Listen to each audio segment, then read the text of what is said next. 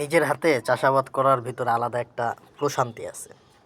হ্যাঁ, নিজের হাতে গাছ লাগানোর পরে একটু একটু করে নিজের সামনে বড় হয়, এরপরে যখন আবার ফুল আসা শুরু করে তখন আলাদা একটা আনন্দ, এটা বলে বোঝানো যাবে না। এই যে ফল আসতেছে, এই পাশে আসছে আর একটু বড় হয়েছে,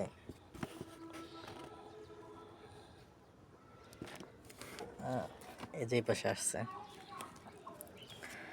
এগুলোর ভিতরে আসলে অন্যরকম একটা মানে ফিলিংস, এটা বলে বোঝানো যাবে না।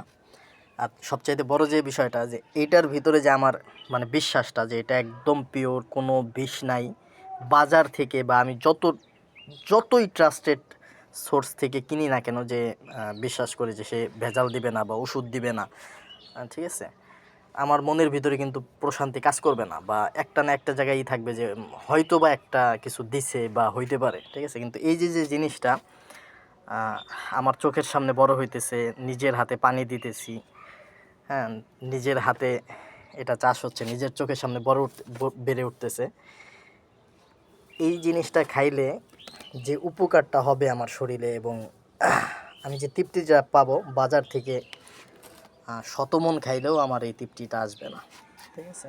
এই যে এখানে টমেটো গাছ, এখানেও টমেটো গাছ আলহামদুলিল্লাহ বড় হইতেছে। এটা হলো হাসনা হেনা গাছ।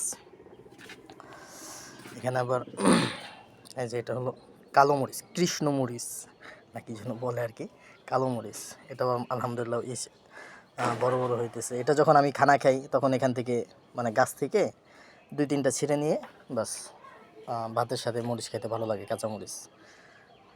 তো মানে একে তো ফ্রেশ পাইতেছি, ফ্রিজ থেকে বাহির করতে হইতেছে না, আবার গাছ থেকে ছিঁড়ে খাওয়ার সময় খাইতেছি, অন্যরকম একটা ফিলিংস। এখানে ফিল্টার এনে রাখছি মানে পানি দেওয়ার জন্য, এটার ভিতর পানি থাকে, এখান থেকে পানি দিয়ে দিই সহজে। এই তো, এখানে আবার গাছ আলু হয়েছে।